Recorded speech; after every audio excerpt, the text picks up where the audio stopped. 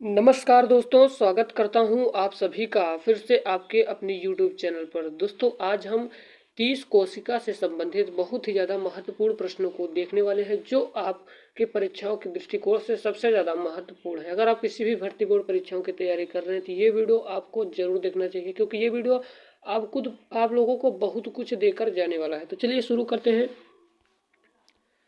पहला क्वेश्चन है दोस्तों कि जो सेल है, सेल का मतलब होता है कोशिका। सेल को हिंदी में कोशिका कहते हैं। इसका नाम किस जीव वैज्ञानिक ने सर्वप्रथम दिया? ऑप्शन नंबर ए है फ्लेमिंग, बी है ल्यूवेनहॉक, सी है रॉबर्ट हुक और डी है ब्राउन। तो दोस्तों आपको बता दूं कि जो सबसे पहले जो कोशिका खोज की थी उन्होंने रॉबर्ट हुक ने किया था। सन 1665 ईस्वी की बात है, रॉबर्ट हुक ने किया था उन्होंने, परंतु मृत कोशिकाओं की खोज की थी, परंतु सर्वप्रथम इन्होंने ही की थी। और जीवित कोशिकाओं की खोज एंटोनी वॉन ल्यूवेनहॉक ने किया था। ठीक है दोस्तों, सही जवाब हो जाएगा ऑप्शन नंबर ए, सबसे पहले, क्योंकि खोज इन्होंने ही की थी। ठीक है, अगला है कि कौन सी रचना जंतु कोशिका को वनस्पति कोशिका से विभेदित करती है? ऑप्शन नंबर ए है राइबोसोम, की बी है माइटोकॉन्ड्रिया, की सेंट्रोमियर, की सेंट्रिओल। तो दोस्तों इसका सही जवाब हो जाएगा ऑप्शन नंबर डी, सेंट्रिओल।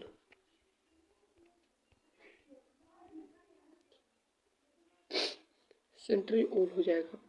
अगला क्वेश्चन है दोस्तों, कह रहा है कि कोशिका में राइबोसोम की अनुपस्थिति में, जो राइबोसोम होता है दोस्तों, आपको बता दूं कि जो राइबोसोम होता है इसकी अनुपस्थिति में कौन सा कार्य संपादित नहीं होता है? ये जो दोस्तों राइबोसोम होता है इसको प्रोटीन की फैक्ट्री कहा जाता है। आपको हम बता दें कि इसे ही प्रोटीन की फैक्ट्री कहा जाता है। ठीक है, कह रहा है क्वेश्चन की कोशिका के राइबोसोम की अनुपस्थिति में कौन सा कार्य संपादित नहीं होगा?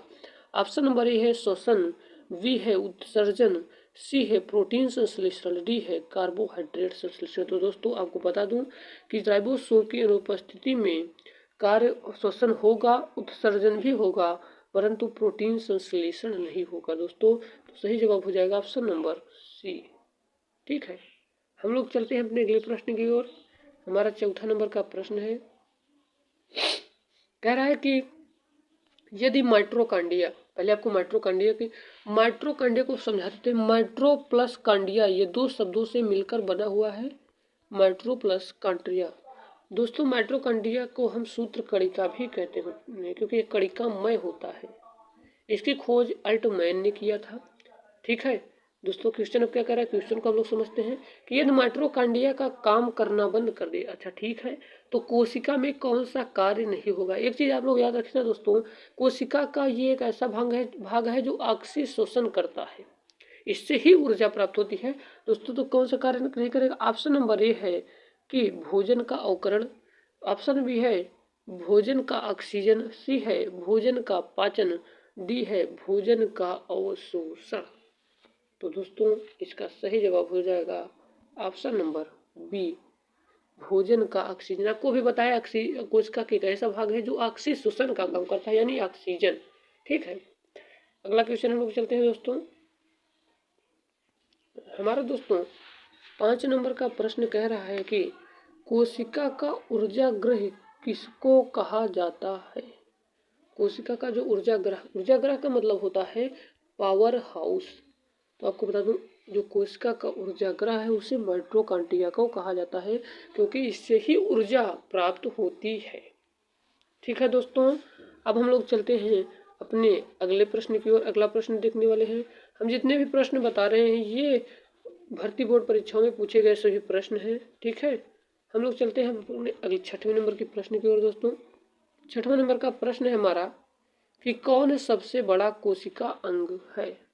ऑप्शन नंबर ए है गुणसूत्र, की बी है माइटोकॉन्ड्रिया, की प्लास्टिड, की गाल्जी काय। तो दोस्तों इसका राइट आंसर हो जाएगा दोस्तों, ये इसका राइट आंसर हो जाएगा ऑप्शन नंबर सी, प्लास्टिड।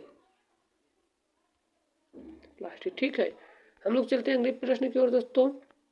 अगला प्रश्न है कि कोशिका में प्रोटीन संश्लेषण कहाँ होता है? तो ऑप्शन नंबर है गाल्जी काय में होता है, कि राइबोसोम में होता है, कि माइटोकॉन्ड्रिया में, कि सेंट्रोसोम में होता है। तो दोस्तों आपको मैं बता दूं कि दोस्तों गाल्जी काय में प्रोटीन जो संश्लेषण होता है ये गाल्जी काय में नहीं होता है, और माइटोकॉन्ड्रिया में भी नहीं होता है, और सेंट्रोसोम में भी नहीं होता। सेंट्रोसोम जो होता है दोस्तों ये कोशिका विभाजन का काम करता है, ठीक है। तो जो प्रोटीन संश्लेषण है वो राइबोसोम में ही होता है, ठीक है। राइबोसोम की ही प्रोटीन की फैक्ट्री कहा जाता है दोस्तों, ठीक है। अगला क्वेश्चन है दोस्तों, कह रहा है कि पादप कोशिकाओं का सबसे बाहरी दोस्तों पादप कोशिकाओं का सबसे बाहरी आवरण कहलाता है। यानी कि जो पादप कोशिका होता है उसका सबसे बाहरी वाला भाग क्या कहलाता है। क्वेश्चन समझिए पहले क्या पूछ रहा है। ऑप्शन नंबर ए है कोशिका झिल्ली की कोशिका भित्ति की टोनोप्लास्ट की एंडोप्लाज्मिक रेटिकुलम यानी अंतः प्रदप्य जालिका ये कोशिका का आंतरिक भाग है, इसीलिए एंडोप्लाज्मिक रेटिकुलम को आंतरिक कंकाल कहा जाता है। तो ये तो नहीं होगा दोस्तों। इसका सही जवाब हो जाएगा ऑप्शन नंबर बी कोशिका भित्ति, ठीक है दोस्तों। कोशिका भित्ति को ही पादप कोशिकाओं का बाहरी आवरण कहलाता है, ठीक है। हम लोग चलते अपने अगले प्रश्न की ओर। कह रहा है कि सेल यानी कोशिका को एक निश्चित रूप प्रदान करती है। एक निश्चित रूप कौन प्रदान करता है, केंद्रिका करती है कि कोशिका भित्ति, कोशिका झिल्ली की गाल्जी काय। तो दोस्तों आपको बता दूं इसका राइट आंसर हो जाएगा ऑप्शन नंबर बी कोशिका भित्ति जो होती है कोशिका को एक निश्चित रूप प्रदान करती है, ठीक है। हम लोग चलते हैं अपने 10वें नंबर के प्रश्न की ओर। दोस्तों कह रहा है कि कौन सा कोशिका अंग केवल पादप कोशिकाओं में पाया जाता है। तो ऑप्शन नंबर ए है कोशिका भित्ति की लवक की रिक्तिकाय की उपयुक्त सभी। तो दोस्तों इसका सही जवाब हो जाएगा ऑप्शन नंबर ए कोशिका भित्ति। ये दोस्तों केवल पादप कोशिकाओं में ही पाया जाता है, ये जंतु कोशिका में नहीं पाया जाता है, ठीक है। हमारा अगला क्वेश्चन है कि कोशिकीय श्वसन का सक्रिय स्थल है। ऑप्शन नंबर ए है गाल्जी काय, बी है माइटोकॉन्ड्रिया, सी है राइबोसोम, डी है लाइसोसोम। तो दोस्तों इसका सही जवाब हो जाएगा ऑप्शन नंबर बी माइटोकॉन्ड्रिया, ठीक है। हम लोग चलते हैं अपने अगले प्रश्न की ओर। दोस्तों कह रहा है कि अवर्णी लवक मुख्यतः पाए जाते हैं जड़ों की कोशिकाओं में, कि तनों की कोशिकाओं में, कि पत्तियों की कोशिकाओं में, कि फलों की कोशिकाओं में। तो दोस्तों इसका सही जवाब हो जाएगा ऑप्शन नंबर ए जड़ों की कोशिकाओं में, ठीक है। ये जड़ों की कोशिकाओं में पाया जाता है। हम लोग चलते हैं अपने अगले प्रश्न की ओर। कह रहा है कि फूल और बीज को विभिन्न प्रकार के आकर्षण रूप प्रदान करता है। तो जो फूलों और बीजों के जो विभिन्न प्रकार के आकर्षण रूप प्रदान करता है, ऑप्शन नंबर ए है दोस्तों ल्यूकोप्लास्ट की, क्रोमोप्लास्ट की, क्लोरोप्लास्ट की, टोनोप्लास्ट। तो दोस्तों इसका सही जवाब हो जाएगा ऑप्शन नंबर बी क्रोमोप्लास्ट, ठीक है। हमारा अगला क्वेश्चन है दोस्तों कि कोशिका की आत्महत्या की थैली कहलाती है। तो दोस्तों कोशिका की जो आत्महत्या की थैली है आपको हम पहले समझा दे रहे हैं इसके बारे में। लाइसोसोम कहलाती है कि राइबोसोम की न्यूक्लियोसोम गाल्जी काय। तो दोस्तों इसका राइट आंसर हो जाएगा ऑप्शन नंबर ये लाइसोसोम। पहले लाइसोसोम को आप समझिए क्या होता है दोस्तों। लाइसोसोम दोस्तों अगर कोशिका का कोई अंग काम नहीं करता है ना तो उसको ये नष्ट कर देता है, और कोई भी अगर उसका पूरा कार्य नहीं कर रहा है उसका कोई अंग पूरा अंग तो उसको पूरे को नष्ट कर देता है। सबसे बड़ी बात ये खुद को भी नष्ट कर लेता है, इसलिए इसे एटम बॉम्ब या आत्महत्या की थैली भी कहा जाता है। अब आपको समझ में आ गया होगा। अगला क्वेश्चन है दोस्तों कि कोशिका द्रव्य में उपस्थित महीन शाखित झिल्लीदार और अनियमित नलिकाओं का घना जाल कहलाता है। ऑप्शन नंबर ए है गाल्जी काय, कि माइटोकॉन्ड्रिया, कि राइबोसोम, कि एंडोप्लाज्मिक रेटिकुलम यानी अंतः प्रदप्य जालिका। एंडोप्लाज्मिक रेटिकुलम का मतलब होता है दोस्तों एक कोशिका का सबसे आंतरिक भाग है, इसलिए इसे आंतरिक कंकाल कहा जाता है दोस्तों। इसका दोस्तों सही जवाब हो जाएगा दोस्तों 15 नंबर का सही जवाब हो जाएगा ऑप्शन नंबर डी हो जाएगा एंडोप्लाज्मिक रेटिकुलम, ठीक है। दोस्तों अब हम उम्मीद कर रहे हैं आप लोगों को समझ में आ रहा होगा। अगर आप लोगों को समझ में आ रहा है तो जाइए हमारी यूट्यूब के प्लेलिस्ट पर जाके आप लोग पूरी वीडियो को अच्छे से एकदम बेहतरीन तरीके से पढ़ सकते हैं, उसमें कोई भी दिक्कत नहीं आएगी। और आपको पसंद आया हो तो हमारे चैनल को ज़रूर सब्सक्राइब करिए दोस्तों। अब हम लोग चलते हैं 16 नंबर के प्रश्न से दोस्तों। हम लोग चल रहे हैं अपने 16 नंबर के प्रश्न की ओर। कह रहा है दोस्तों कि प्रोटीन निर्माण का सक्रिय स्थल होता है। ऑप्शन नंबर ए है लाइसोसोम की राइबोसोम की माइटोकॉन्ड्रिया की गाल्जी का है। तो दोस्तों इसका सही जवाब हो जाएगा ऑप्शन नंबर बी राइबोसोम।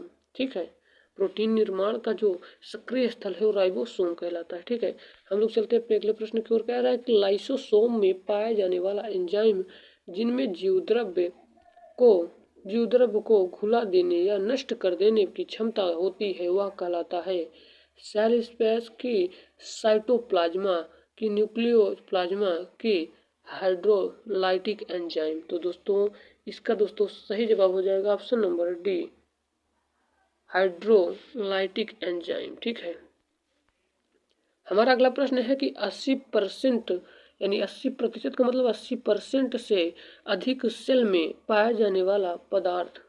तो दोस्तों ऑप्शन नंबर ए है प्रोटीन की, बी है चर्बी की, खनिज की, जल। तो दोस्तों इसका सही जवाब हो जाएगा ऑप्शन नंबर डी जल। कोशिका में 80% जल पाया जाता है, आप लोग इसको समझ लीजिए। ठीक है, हम लोग चलते हैं अपने 19 नंबर का प्रश्न। कह रहा है दोस्तों, कह रहा है कि किसने यह मूल अवधारणा प्रस्तुत की थी कि सभी जीव कोशिकाओं के बने होते हैं। दोस्तों ए है पास्वर, बी है स्लाइडेन, सी है रॉबर्ट हुक, डी है टी श्रॉन। ऑप्शन नंबर ए है केवल 2, ये गलत दोस्तों। बी है 1 2 दोस्तों, जो ये भी गलत है। और दोस्तों ऑप्शन नंबर सी है 2 3, ये भी गलत है। डी है 2 और 4, ये वाला सही हो जाएगा। ऑप्शन नंबर डी सही हो जाएगा दोस्तों। हम लोग चलते हैं अपने अगले प्रश्न की ओर। कह रहा है कि किसकी उपस्थिति के कारण किस पादप कोशिका और पशु कोशिका में अंतर पाया जाता है। ऑप्शन नंबर ए है क्लोरोप्लास्ट की, कोशिका भित्ति की, कोशिका कला की, केंद्रक। तो दोस्तों इसका दोस्तों राइट आंसर हो जाएगा ऑप्शन नंबर बी कोशिका भित्ति, कोशिका भित्ति। हम लोग चलते हैं अपने अगले प्रश्न की ओर। कह रहा है कि गाल्जी का प्रमुख कार्य क्या है। ऑप्शन नंबर ए है श्वसन की, कोशिका विभाजन शुरू करना की, पाचक रस उत्पन्न करना की, स्रावी। तो दोस्तों इसका सही जवाब हो जाएगा ऑप्शन नंबर डी स्रावी। ठीक है, हमारा अगला क्वेश्चन है कि कौन सा कोशिका अंग डीएनए रखता है। माइटोकॉन्ड्रिया की, गाल्जी का की, लाइसोसोम की, सेंट्रिओल। तो दोस्तों इसका राइट आंसर हो जाएगा ऑप्शन नंबर दोस्तों इसका राइट आंसर हो जाएगा ए नंबर माइटोकॉन्ड्रिया। हम लोग चलते हैं अपने अगले प्रश्न की ओर दोस्तों। कह रहा है कि कौन सा कोशिका अंग प्रोटीन संश्लेषण में प्रमुख भूमिका निभाता है। लाइसोसोम एवं सेंट्रोसोम की, एंडोप्लाज्मिक रेटिकुलम एवं राइबोसोम। तो दोस्तों इसका सही जवाब हो जाएगा ऑप्शन नंबर बी ही एंडोप्लाज्मिक रेटिकुलम। एवं एंडोप्लाज्मिक रेटिकुलम का मतलब अंतःप्रदप जालिका, आपको अभी बताए थे, और राइबोसोम। ठीक है, अगला है दोस्तों कि प्रोग्राम्ड सेल डेथ पीसीडी का कोशिकीय एवं आणविक नियंत्रण क्या कहलाता है। ऑप्शन नंबर ए है एप्टोसिस की, एजिंग की, डिजेनरेशन की, निक्रोसिस। तो दोस्तों इसका सही जवाब हो जाएगा ऑप्शन नंबर बी एजिंग। अगला क्वेश्चन है कि कौन सा अंग प्रायः जंतु कोशिका में उपस्थित नहीं होता है। ऑप्शन नंबर ए है लवक, गाल्जी का की, माइटोकॉन्ड्रिया की, एंडोप्लाज्मिक रेटिकुलम। तो दोस्तों सही जवाब हो जाएगा ऑप्शन नंबर ए लवक। अगला क्वेश्चन है कि लाइसोसोम कार्य करते हैं प्रोटीन संश्लेषण पे, की प्रोसेसिंग तथा पैकेजिंग में, कि अंतःकोशिकीय पाचन में, कि वसा संश्लेषण में। तो दोस्तों इसका सही जवाब हो जाएगा ऑप्शन नंबर सी अंतःकोशिकीय पाचन में। अगला क्वेश्चन है कि कोशिका भित्ति होती है पारगम की, अर्धपारगम की, चयनात्मक पारगम की, अपारगम। दोस्तों इसका सही जवाब हो जाएगा ऑप्शन नंबर ए पारगम में होती है कोशिका भित्ति। माइटोकॉन्ड्रिया का भीतरी वलय कहलाता है। तो माइटोकॉन्ड्रिया की आंतरिक दीवारों को दोस्तों हम आपको बता रहे हैं, माइटोकॉन्ड्रिया की जो आंतरिक दीवारें हैं इसको ही क्रिस्टी कहा जाता है। सही जवाब हो जाएगा ऑप्शन नंबर ए। अगला क्वेश्चन है दोस्तों कि माइटोकॉन्ड्रिया किसमें अनुपस्थित होता है? ईस्ट के, कवक के, जीवाणु की? हरे सवाल। तो दोस्तों इसका सही जवाब हो जाएगा, इसका दोस्तों सही जवाब हो जाएगा ऑप्शन नंबर सी, जीवाणु।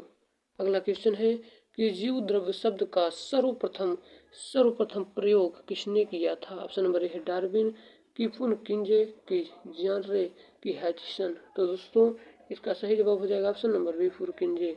दोस्तों आई होप आपको वीडियो बहुत ज़्यादा पसंद आया होगा। अगर पसंद आया हो तो हमारे वीडियो चैनल को जरूर सब्सक्राइब करिए, लाइक करिए। मिलते हैं किसी नए वीडियो के में, तब तक के लिए जय हिंद, वंदे मातरम। अगर मेरा मुहिम, ये मेरा काम आपको पसंद आ रहा हो तो ज़रूर हमारे चैनल को आप लोग सपोर्ट करिए। चलिए मिलते हैं किसी नए वीडियो में, तब तक के लिए जय।